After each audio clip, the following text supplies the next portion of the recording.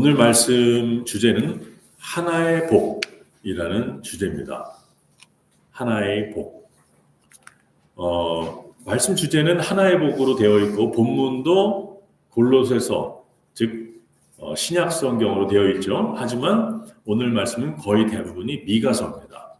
그래서 원래는 오늘 이제 미가서를 전체적으로 한번 우리가 통독을 하면서 또 다루려고 하는데 이미 다 통독을 하셨기 때문에 한번 우리가 미가서를 전체를 보려고 하는데요. 이 미가서를 통해서 미가서의 결론이 무엇이며 미가서를 통해서 우리가 어떻게 이 예언서를 받아들일 것인지 그 얘기를 좀 나누고자 합니다.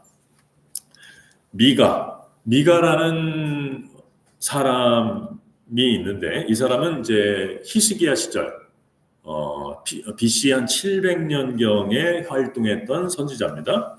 이 사람이 이 미가라는 이름은 원래 미가야라는 이름의 준말이에요. 그러니까 미가야. 미가야라는 이름이 어떤 뜻이냐면 미는 누구냐라는 뜻이고요. 가는 누구와 같은 이런 뜻이고요. 야는 여호와의 줄임말입니다. 그러면 미가야는 뭐겠어요? 여호와 같은 분 누구냐? 이런 뜻입니다. 여호와 같은 분 누구냐? 너무 이름이 멋있지 않아요? 여호와 같은 분 누구냐? 그래서 제 친구는 자기 딸 이름을 미가라고 줬습니다. 성이 신씨인데 신미가. 정말 여호와 같은 분이 누구냐? 정말 이 설교를 준비하면서 눈을 감고 우리의 인생을 돌아볼 때 여호와 같은 분이 누구냐? 세상 모든 종교를 돌아봐도 너무나 차이나는 도저히 세상 모든 신과 비길 수 없는 우리 하나님의 하나님 되신 그것이 미가서에 절절히 흐르고 있습니다. 근데 거의 대부분의 예언서가 그렇듯이 시작은 암울하게 시작합니다. 그래서 어떻게 암울하게 시작하냐면 먼저 미가서 보기 전에 이사야서와 미가서는 같은 시대에 지어졌어요. 이사야도 미가도 아마 같은 시대에 활동했던 사람들입니다. 이사야서에서 이사야는 이렇게 얘기합니다. 슬프다 범죄한 나라요 허물진 백성이요 행악의 종자요 행위가 부패한 자식이로다 그들이 여호와를 버리며 이스라엘의 거룩하신 이를 만홀히 여겨 멀리하고 물러갔도다 하면서 슬프다 범죄한 나라 이렇게 이야기하고 있습니다. 미가도 동일하게 이사야처럼 같은 분위기로 슬프다고 말하고 있습니다. 이러므로 내가 애통하고 애곡하며 벌거벗은 몸으로 행하며 들깨같이 애곡하고 타조같이 애통하리니 이는 그 상처는 고칠 수 없고 그것이 유다에까지도 이르고 내 백성의 성문 곧 예루살렘에도 미쳤음이니라 라고 이야기합니다. 오히려 이사야보다도 더 격렬한 어조로 슬픔을 말하고 있습니다. 벌거벗은 몸으로 행하고 들깨같이 애곡하고 타조같이 애통한다. 여러분 들깨들이 우는 소리 들어보셨나요? 네. 개들이 늑대처럼 우는 거 아셔요? 저는 예전에 코로나 시대에 주님께서 저를 택배를 시키셔갖고 밤에 야간 택배를 한 적이 있습니다. 야간 택배를 하잖아요. 근데 그 어느 날 비가 철철 내리는 날이었어요. 정말 그냥 비가 아니라 샤워가 틀어졌어요. 샤워가 장마철이었는데 근데 그 가장 난이도가 높은 대전시 도마동 근처를 배달하게 됐어요. 이렇게 철철 내리는데 그 도마동에가 새벽 3시, 4시에 다니면요. 개들이 다 늑대처럼 울어요. 우우우우우우 이렇게. 마치 이 미가는 들깨같이 애곡한다. 목 놓아 우는 거죠. 이사야와 미가가 왜 이렇게 슬퍼하고 있습니까? 미가서 1장 1절에 나타난 대로 이들은 묵시를 보았기 때문입니다. 묵시. 묵시가 뭐죠? 묵시는 영어로 어떻게 번역이 되어 있냐면 vision으로 번역되어 있습니다. 즉 묵시를 봤다는 것은요, 어떤 음성을 들은 게 아니고 눈으로 뭘 본 거예요. 눈으로. 환상으로 봤는지 아니면 꿈에서 봤는지 어쨌든 뭘 본 겁니다. 그래서 묵시를 본 거는 그냥 들은 게 아니라 픽처를 본 거예요. 눈에 선하게 본 겁니다. 어떻게 이 이스라엘과 유다가 망하게 될지, 그들에게 임할 재앙이 얼마나 심각할지를 눈으로 봤어요. 마치 묵시를 본 자들과 보지 못한 자들은 어떤 차이냐면요. 어떤 목사님이 이렇게 설명하더라고요. 그 포세이돈 어드벤처라는 그 영화를 보면은 그 포세이돈 어드벤처가 그게 그 뭐죠? 타이타닉을 모델로 했다 그래요. 어마어마한 유람선이 쫙 나가는데 연말연시래요. 12월 31일 밤 11시 59분 50초 이때 19, 8, 7 하면서 이 사람들이 막 카운트다운을 하고 있는데 조타실에서는 큰일이 난 거예요. 갑판에서는 막 축지가 벌어졌는데 조타실에서는 레이더에 딱 보인 거예요. 피할 수 없는 빙산이 앞에 있다는 걸 본 거예요. 그래서 선장이 겁에 질려서 계기판을 보면서 전속력으로 핸들을 틀고 있는 장면이 나옵니다. 마치 온 국민들은 축제를 벌이고 있는데 미가는 본 거예요. 어떤 재앙이 오고 있는지. 그것이 바로 묵시를 본 자를 의미합니다. 그래서 이 미가가 자신이 본 그 묵시를 쭉 나열하고 있습니다. 미가서는 크게 세 부분으로 나눠지는데 심판을 경고하고 회복을 약속하고 심판을 경고하고 회복을 약속하고 또 심판을 경고하고 회복을 약속하고를 세 번을 반복합니다. 어쨌든 이 미가는 이 세 개의 그 심판을 본 거예요. 세 개의 심판. 첫 번째 심판은 뭐냐면요.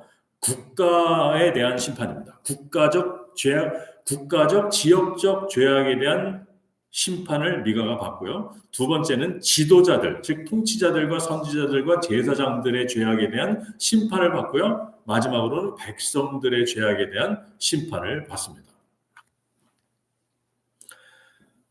미가서 전체에는 이 세 부류, 이 국가적, 지역적 죄악들이 얼마나 심각하고 그에 대한 그 심판이 얼마나 무서운지 또 지도자들도 백성들의 죄악도 얼마나 심각하고 그것이 얼마나 그 심판이 무서운지를 얘기하고 있습니다.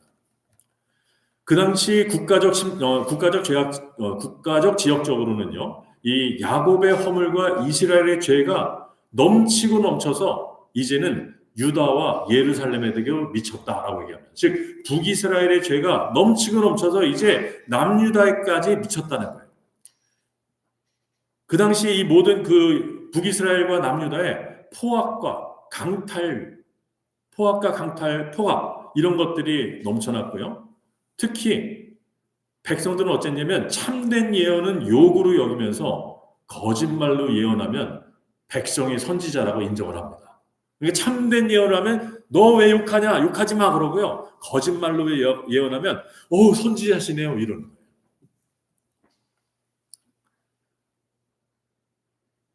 어제 제가 우리 김지현 전도사하고 이런저런 얘기를 나누다가 하나님께서 정말 무섭도록 싫어하시는 게 하나 있다는 걸 깨달았어요. 그게 뭐죠? 거짓말. 하나님이 거짓말을 얼마나 싫어하시는지. 그래서 미가에서 2장 11절에 보면요 이렇게 나옵니다. 사람이 만일 허망하게 행하며 거짓말로 이르기를 하면서 나옵니다. 얼마나 거짓말을 싫어하시는지. 거짓말 중에서도요 어떤 거짓말을 하나님이 제일 싫어하시느냐. 우리가 일상생활에서 이렇게 된 거를 내가 이렇게 됐어요라고 말하는 거짓말도 주님이 싫어하시지만 주님이 정말 크게 다루는 거짓말, 무서운 죄악으로 여기는 거짓말은 하나님이 말씀하지 않았는데 말했다고 말하는 것.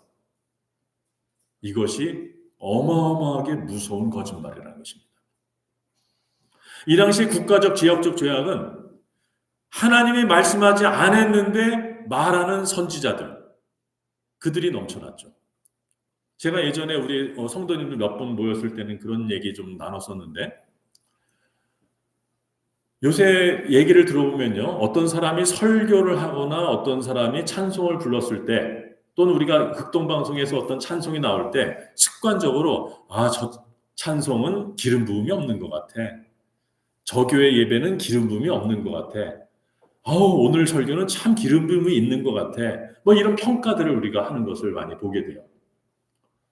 근데 오늘부로 이 자리에 계신 분들은 절대로 그런 평가는 안 하시기를 예수님의 이름으로 권고는 좀 약하고요, 충고를 드립니다. 왜냐하면 그건 너무 무서운 게요, 주님이 기름 부으셨는데 기름 붓지 않았다라고 말하면 어떻게 되는 거예요? 주님이 기름을 부으셨어요, 분명히 그 어떤 예배. 근데 기름 부음이 없다 그러면 어떻게 되는 거예요? 성령의 역사를 부인하는 거예요. 심하게 표현하면 성령 회방죄가 될 수도 있습니다. 사는 죄가 없다 그랬어요. 사는 구속이 없다 그랬어요. 얼마나 무서운 겁니까? 여러분, 그리고 함부로 어디 다른 사람들한테 이단이라고 말하시면 절대로 안 돼요. 이단이 아닐 가능성이 1%라도 있다면 감히 이단이란 말은 입에 올리시면 안 됩니다. 왜? 이단이 아닌데 이단이라고 말하면 어떻게 되는 거예요? 하나님의 교회를 마귀의 교회라고 말하는 거잖아요. 얼마나 무서운 죄인지 몰라요. 그래서 절대로 기름 부음이 있는데 기름 부음이 없다 말하는 건 진짜 무서운 성령 회방죄가 될 수 있습니다. 또 반대로 주님이 전혀 기름 붓지 않았어요. 근데 기름 부으심이 있었다는 말하면 어떻게 되는 거예요? 없는 사실을 말하는 거짓 선지자가 되는 겁니다. 주님이 기름 붓지 않았는데 기름 부으셨다고 말하는 것은 이 당시에 선지자들이 주님이 말씀하지 않았는데 주님이 이렇게 말씀하셨다라고 말하는 거하고 똑같아요. 그래서 인간이 우리가 감히 기름 부음이 있다 없다 이런 얘기는 절대로 해서는 안 됩니다. 그냥 오늘 왠지 나는 감동이 별로 없다. 오늘 왠지 나는 감동이 넘친다. 이렇게만 말씀을 하셔야지. 그리고 또 그런 말도 안 하시는 게 낫긴 하죠. 그래서 이 거짓 선지자들을 주님이 너무너무 싫어하신다는 주님. 여러분, 우리가 저기 예레미야서에서도 봤잖아요. 거짓 선지자들에서 하나님이 얼마나 무서운 벌을 내리시는지. 그리고요, 저는 과거에 하나님을 이용해 먹는 사람들을 많이 봤어요. 예를 들어서 제가 무슨 말을 했을 때 저를 반대하는 사람들이 뭐라고 반대하냐면 주님을 이용해서 반대합니다. 제가 A로 하자 그러면 이분들은 B로 하고 싶은 거예요. 근데 나는 A를 반대요라고 말하면 좋을 텐데 A를 반대요라고 말하지 않고 뭐라고 하냐면 나는 주님께서 B로 가라고 말씀하십니다. 당신 다시 들어보십시오. 주님 음성 들어봅시다. 주님 음성 들어봅시다가 반대하는 방법인 사람들을 봤어요. 여러분, 그거 진짜 무서운 일이에요. 하나님 두려운 줄 아셔야 돼요. 근데 이런 죄악이 바로 이 국가적 지역적으로 이 미가 시대에 이스라엘과 유다에 가득했다는 거예요.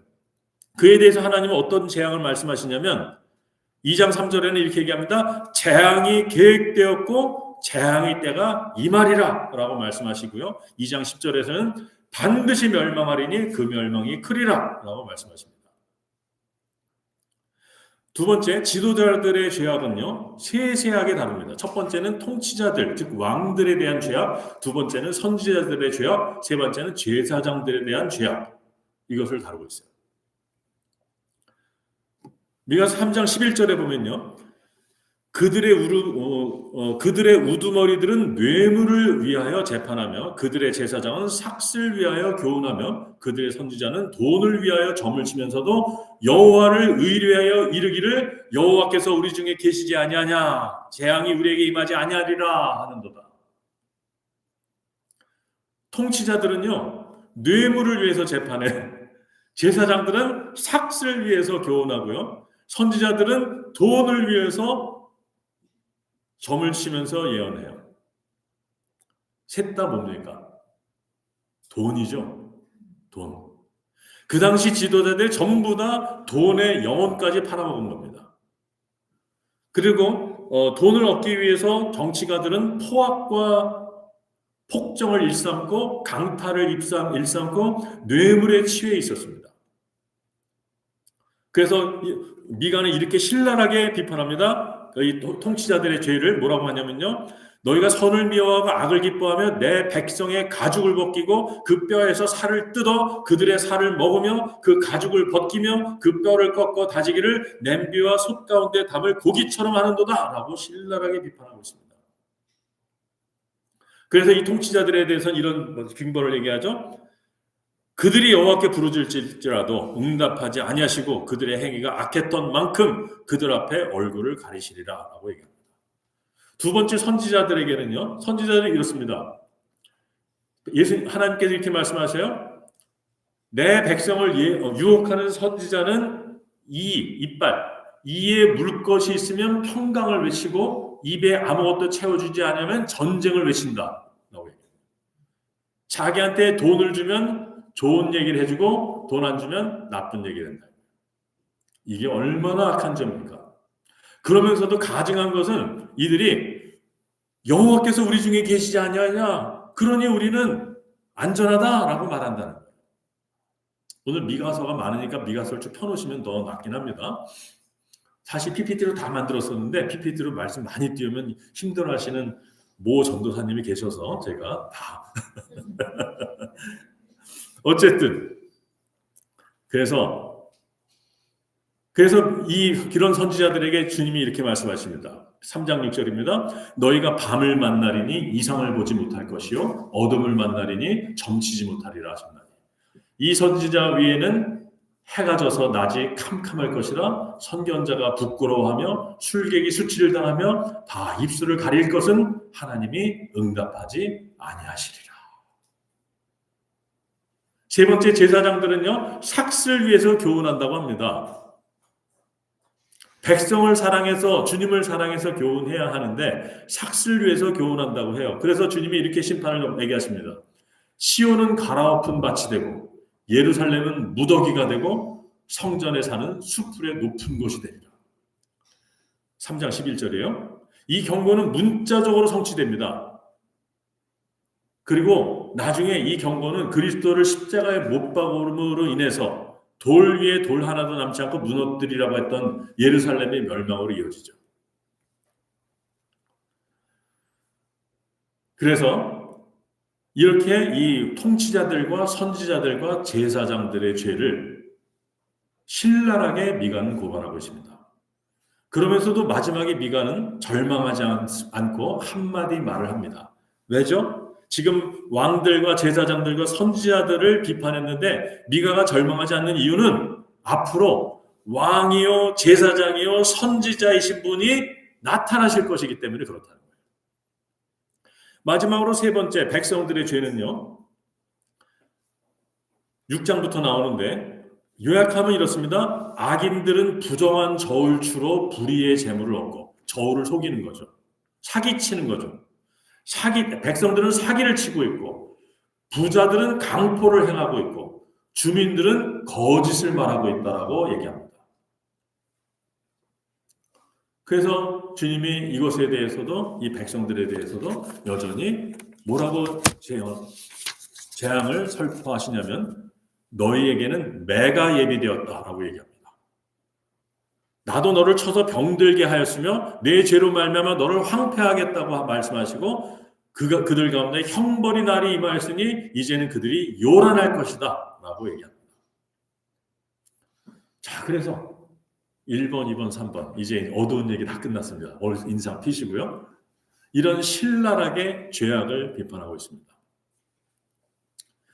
다시 아까 이사야서 말씀을 보면요. 이사야는 이렇게 얘기하죠. 슬프다 범죄한 나라요 허물진 백성이요 행악의 종자요 행위가 부패한 자식이로다. 이사야는 행악의 종자 행위가 부패한 자식이라고 얘기합니다. 그리고 미가는요 9절에 뭐라고 얘기하죠? 그 상처는 고칠 수 없다라고 얘기를 해요. 그 상처는 고칠 수 없다. 즉 뼛속까지 죄악으로 가득한 존재들이라는 거예요. 본질적으로 DNA 자체가 죄악으로 가득한 존재이기 때문에 치료가 불가능하다고 말하고 있습니다. 사실 이것은 미가서뿐만 아니라 구약성경 전체가 이런 논조인데요. 구약성경은 첫 아담의 후예들은 철저하게 실패했고 전적으로 본질적으로 타락했다고 말합니다. 이 구약의 백성들만 그런가요? 우리는 어떻습니까? 우리는 그들보다 뭐 더 나은가요? 어떻습니까? 더 나은가요? 아까 왕과 제사장과 선지자들 다 돈 사랑한다 그랬죠? 돈 사랑해서 난리를 친다 그랬죠? 이 땅의 사람들은 어떻습니까? 돈이면 미치죠, 다들 아직도. 돈이면 영혼까지 팔아먹죠? 진짜 도토리 키재기, 도낀 개낀 같은 거죠. 인간은 같습니다. 구약의 백성이나 지금 이 시대의 백성이나 똑같은 죄악의 DNA가 우리를 점령하고 있습니다. 그런데 자비로우신 하나님은요, 이렇게 부패한 종자들에 대해서 대안을 제시하고 계십니다. 그래서 아까 그 세 가지 있었죠, 이거? 세 가지. 첫 번째, 이 국가적, 지역적 죄악들에 대한 심판에 대한 회복을 얘기하십니다.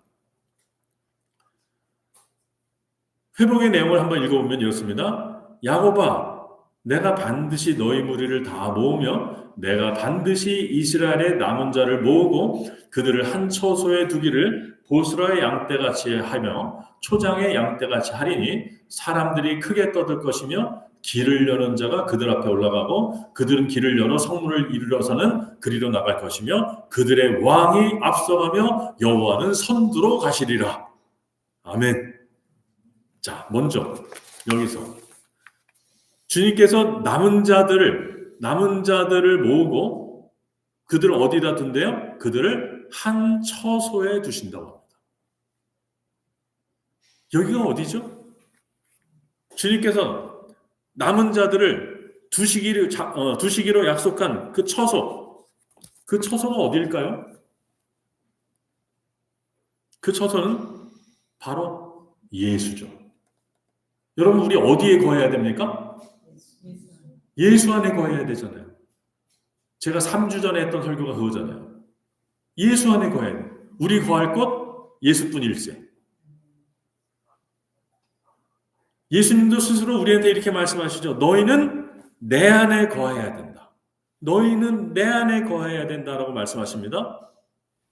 그래서 즉 이스라엘의 남은 자 신약시대의 성도들은요. 예수 안이라는 한 처소에 거하는 것이에요. 예수께서 친히 양의 문이 되시고 양의 우리가 되셔서 당신들의 양을 모으신다고 요한복음 10장에서는 말씀하고 계십니다. 그리고 길을 여는 자가 누굴까요? 누군가 길을 연대요. 길을 연다. 길을 여는 자가 히브리어로 핫보레츠라고 발음한다고 합니다. 이건 뭐냐면요. 울타리를 뚫어버리는 자, 포로된 자들을 위해서 장벽을 무너뜨리고 길을 내는 자, 이런 뜻이라고 합니다. 예수님 같아요. 그죠? 길을 내는 자. 예수님 같기도 한데요. 한편으로는 주석에는 예수님으로 나와 있어요. 주석에는. 근데 저는 혼자 어떤 생각을 했냐면 혹시 세례 요한 아닐까? 이 생각도 했어요. 세례 요한이 뭐예요? 주님의 길을 예비하시는 분이잖아요. 그래서 이 길을 여는 자를 예수님으로 해석하는 것이 정통 해석이지만 세례 요한으로 해석해도 큰 문제 없겠는데? 이런 생각이 듭니다. 그렇다면 그 뒤에 그들의 왕은 누굴까요? 명백히 예수님이죠. 즉 예수님이 우리 앞서 가시고 여호와는 선두로 가신다고 말합니다. 결론은 뭡니까? 이 국가적, 지역적 죄악에 대한 주님의 대안이 뭐죠? 예수. 국가를 고치고 지역을 고치는 유일한 대안, 예수를 말씀하고 계십니다.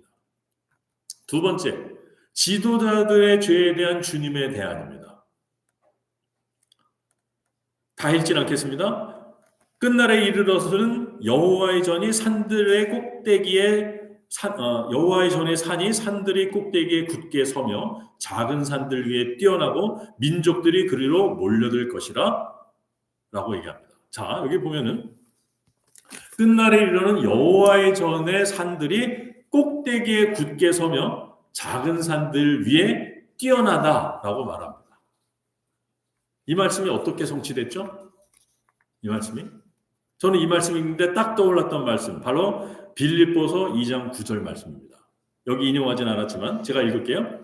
이러므로 하나님이 그를 지극히 높여 모든 이름 위에 뛰어난 이름을 주사. 아멘이시죠? 모든 산, 여호와의 전의 산이 산들의 꼭대기에 굳게 서고 작은 산들 위에 뛰어나다라고 말했는데, 주님은 신약시대의 예수 그리스도를 통해서 예수 그리스도의 이름을 모든 이름 위에 뛰어난 이름으로 만들어주시고 모든 그 사람들 위에 뛰어나고 지극히 높은 이름으로 주님을 이름을 만들어주셨다고 선언하고 있습니다. 또 민족들이 그리로 몰려간다 그러죠? 빌보서 2장 10절은 이렇게 얘기합니다. 하늘에 있는 자들이나 땅에 있는 자들과 땅 아래에 있는 자들로 모든 무릎을 예수의 이름에 꿇게 하시고 모든 입으로 예수 그리스도를 주라 시인하여 하나님 아버지께 열광을 돌리게 하셨어요. 민족들이 그 산에 왜 올라가요? 무릎 꿇으러 가는 거죠. 그죠? 많은 이방 사람들이 여호와의 산에 올라가서 뭐 하러 가요? 배우러 가죠. 누구한테 배웁니까? 거기 누가 계셔서? 예수님이 계시기 때문에 배우러 올라가는 것이죠. 또 3절은 이렇게 얘기합니다. 다 읽진 않겠습니다. 무리가 그 칼을 쳐서 보습을 만들고 창을 쳐서 낫을 만들 것이며 이 나라와 저 나라가 다시는 칼을 들고 서로 치지 아니하며 다시는 전쟁을 연습하지 아니하고. 이건 언제 이루어졌죠? 아직은 안 이루어졌습니다. 이것은 장차 우리 예수님께서 재림한 다음에, 예수님이 재림하신 다음에 천년왕국에서 전쟁이 없는 나라, 모든 무기를 다 없애고 무기를 다 바꿔서 농기구로 만들고 서로 치지 않고 독사의 굴에 손을 넣어도 되고 사자가 풀을 뜯어먹는, 이것도 결국은 누구를 통해서 실현됩니까? 예수. 그 다음에 이제 5장에서는 이 지도자들의 죄에 대한 심판 회복은요, 4장, 5장에 걸쳐서 나오는데 5장에는 아주 직접적으로 이제 예수님 얘기를 합니다. 베들레헴 에브라다야, 너는 유다 족속 중에 작을지라도 이스라엘을 다스릴 자가 내게서 내게로 나아갈 것이라. 왜 베들레헴이죠? 그리스도는 다윗의 자손으로 오셔야 되기 때문에, 다윗의 동네에서 태어나셔야 되기 때문에. 그래서 5장 2절은 이렇게 얘기하죠. 그의 근본은 상고의 영원에 있느니라. 주님은 태초 이전부터 계셨다. 영원한 분이시라는 것이죠. 4절, 그가 여호와의 능력과 그의 하나님 여호와의 이름의 위엄을 의지하고 서서 목축하니 그들이 거주할 것이며 그가 창대하여 땅끝까지 미치리라. 바로 이 하나님 예수 그리스도가 다스리는 영원한 나라가 땅끝까지 이르러 우리에게까지 오지 않았습니까? 이것은 마치 창세기 3장 15절에 여자의 후손으로부터 계시돼서 아브라함과 이삭과 야곱에게 세워준 언약을 거쳐서 유다 지파 다윗의 자손으로 우리에게까지 오신 예수님의 모습을 드러내고 있습니다. 마지막으로 백성들 죄에 대한 주님의 대안은 뭔가 볼까요? 나의 대적이여 나로 말미암아 기뻐하지 말지어다. 나는 엎드러질지라도 일어날 것이요 어두운 데 앉을지라도 여호와께서 나의 빛이 되실 것이미로다 하면서 나는 엎드러져도 일어나고 어두운 데서도 빛이 될 것이다 라고 얘기합니다. 이건 언제 어떻게 실현됐죠? 저는 이 말을 딱 읽는데 떠올랐던 말씀, 바로 고린도후서 4장 8절입니다. 우리가 사방으로 우겨쌈을 당해도 쌓이지 아니하며 답답한 일을 당해도 낙심하지 아니하며 박해를 받아도 버림받지 아니하며 거꾸로 뜨림을 당하여도 망하지 않는다라고 바울이 얘기합니다. 바울을 통해서 신약시대에 이미 이것이 증명이 됐죠. 엎드러질지라도 일어나는 자들이 나왔죠. 저와 여러분은 어떤 사람들입니까? 엎드러져도 일어나는 사람들입니다. 사방으로 우겨쌈을 당해도 쌓이지 않는 사람입니다. 답답한 일을 당해도 낙심하지 않는 사람들입니다. 박해를 받아도 버림받지 않는 사람입니다.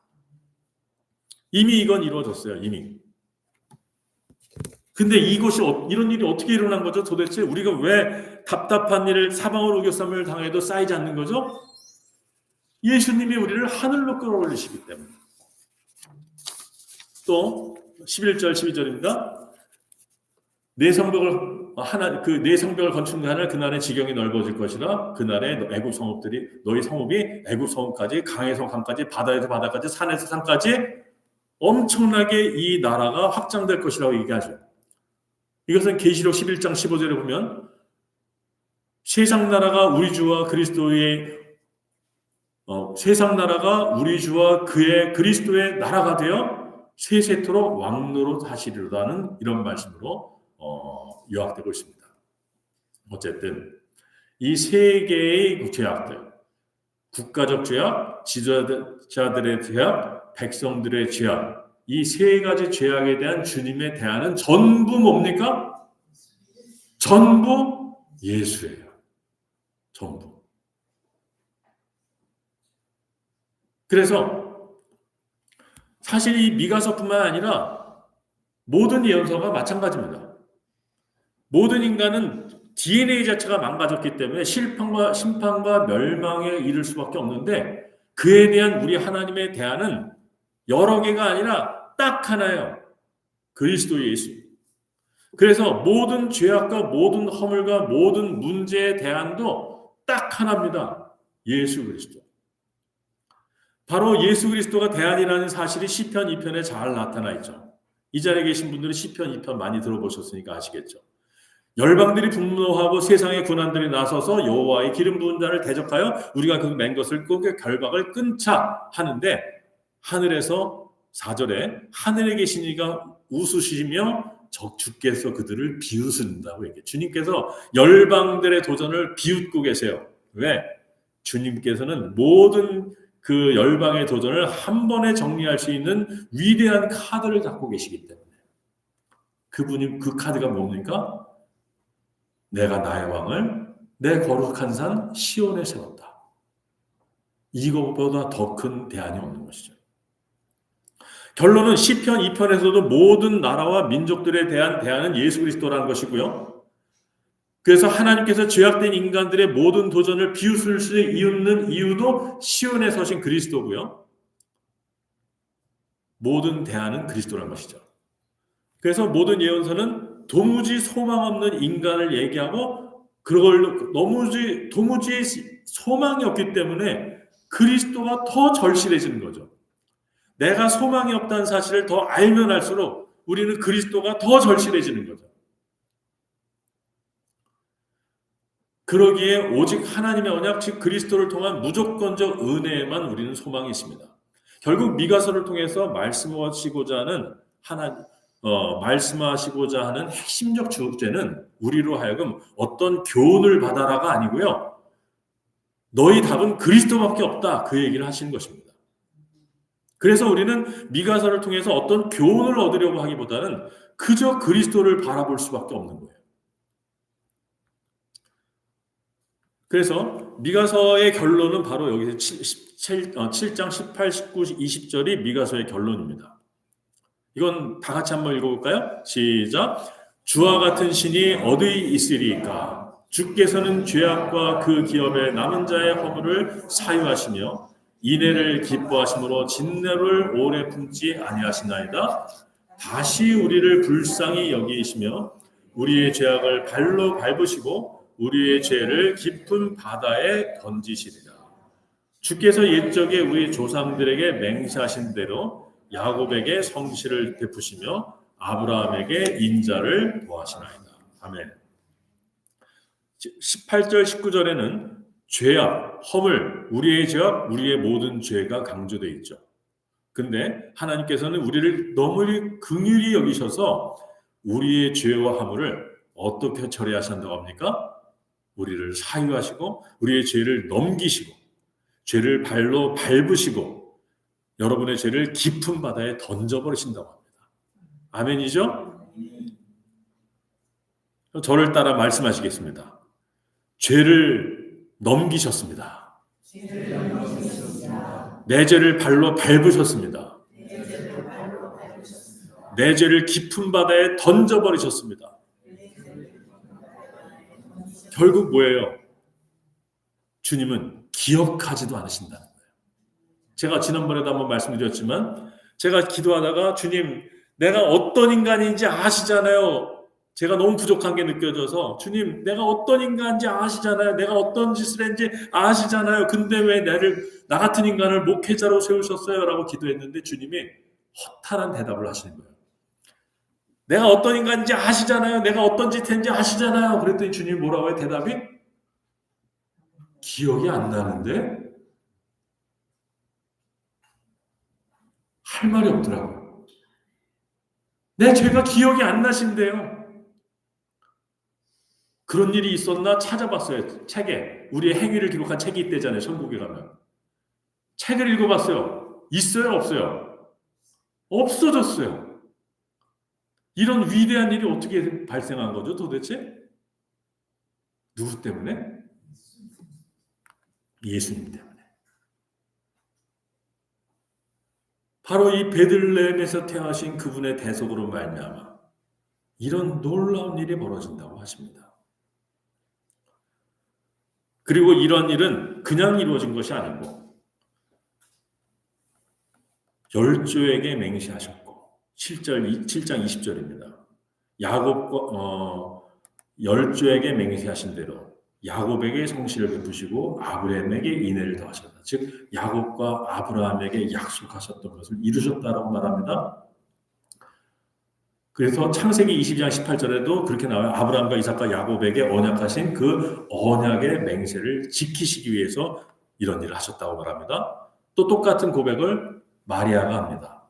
마리아가 가브리엘을 만났을 때 우리 조상에게 말씀하신 것과 같이 아브라함과 그 자손에게 영원히 하신다라고 말합니다. 결론입니다. 오늘은 추수감사주일이죠. 추수감사주일이면 감사를 해야죠. 우리가 주님께 받은 은혜와 복이 너무도 크죠? 근데 우리는 이 추수감사절을 맞아서 뭘 감사해야 될까요? 여러분의 감사 제목은 무엇입니까? 내 감사 제목은 뭘까 고민을 해봐야죠? 찬양도 있잖아요. 받은 복을 세어보아라. 복을 세어보라 라는 찬양이 있는데 우리가 받은 복을 세어보면 몇 개나 될까요? 엄청나게 많을 것 같죠? 정말 셀 수 없이 많을 것 같죠? 근데 우리가 받은 복은 하나라는 거예요. 딱 하나. 그게 뭐죠? 예수 그리스도. 그래서 오늘 우리 그 설교 제목이 하나의 복입니다.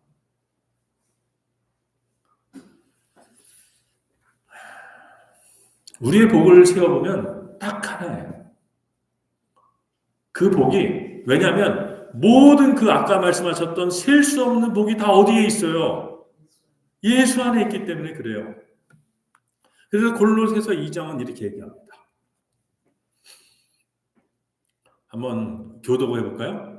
그 안에는 지혜와 지식의 모든 보화가 감추어져 있느니라. 그 안에서 뿌리를 박으며 세움을 받아 교훈을 받은 대로 믿음에 굳게 서서 감사함을 넘치게 하라. 9절 같이 있습니다. 시작. 그 안에는 신성의 모든 충만이 육체로 거하시고 너희도 그 안에서 충만하였으니 그는 모든 통치자의 권세 머리시라. 아멘. 예수 그리스도 하나만 있으면 돼요. 이 하나의 복만 있으면 돼요. 그 안에는 지혜와 지식의 모든 보화가 감춰져 있다고 합니다. 이 보화를 발견하시는 여러분 되시기를 예수님의 이름으로 축복합니다.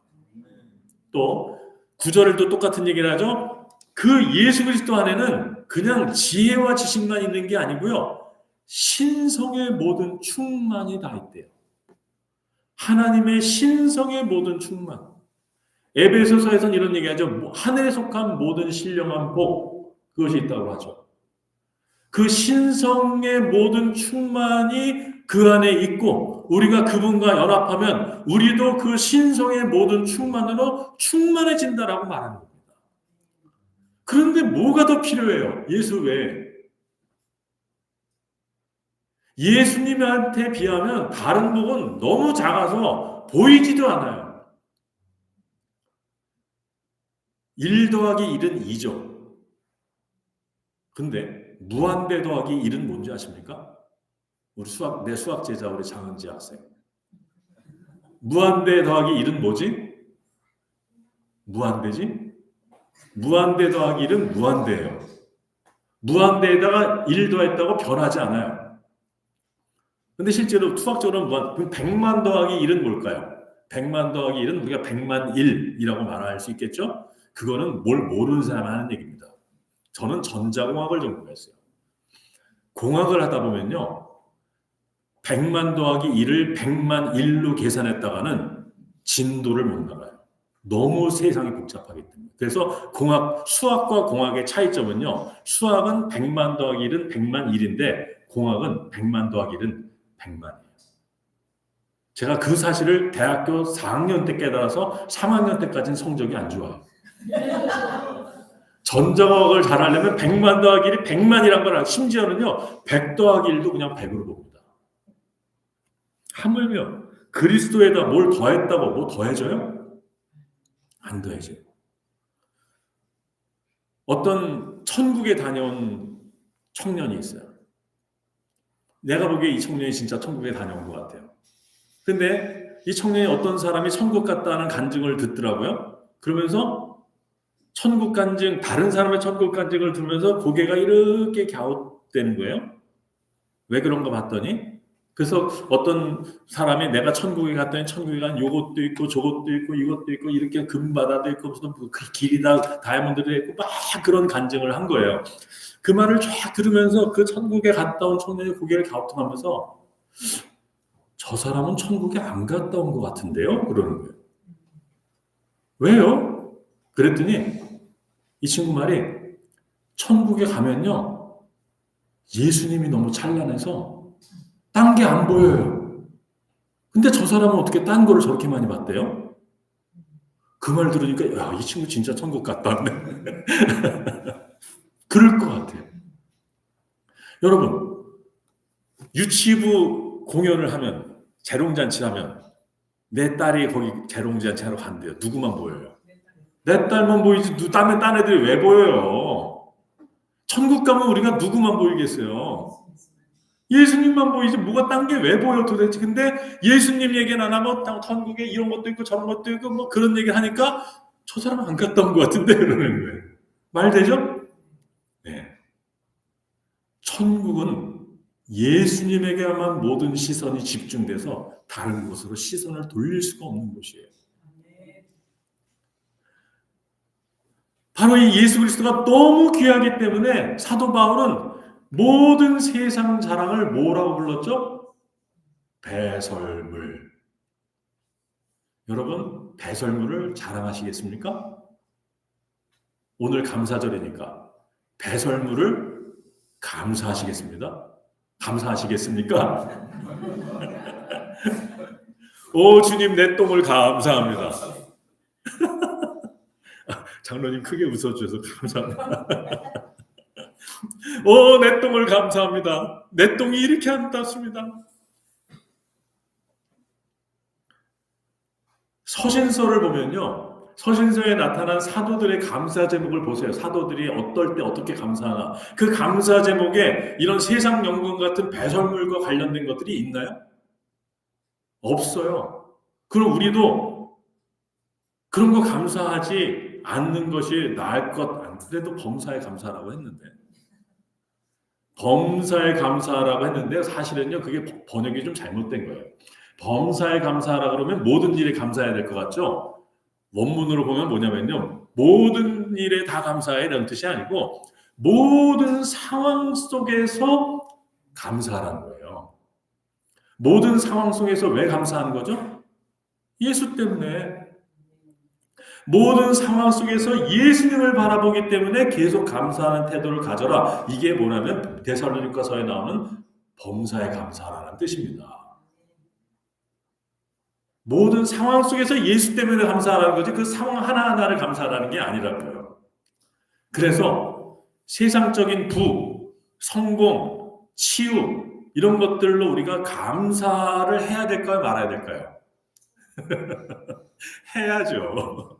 감사를 해야죠. 하지만 우리가 이 부와 성공과 치유와 합격 이런 것을 감사하는 이유는요, 우리의 모든 부의 연장선에 예수가 있기 때문이고 우리의 모든 성공의 연장에 예수가 있기 때문이고 모든 치유의 연장에 예수가 있기 때문이고 우리의 부와 성공과 치유와 합격의 연장선에 예수가 있는 예수로 인해서 통일된 상태이기 때문에 재배열된 상태이기 때문에 그런 감사하는 것이지 그 부, 성공, 치유 달랑 그것만 떼서 성공하는 건 온당 감사하는 건 온당하지 않다는 거예요.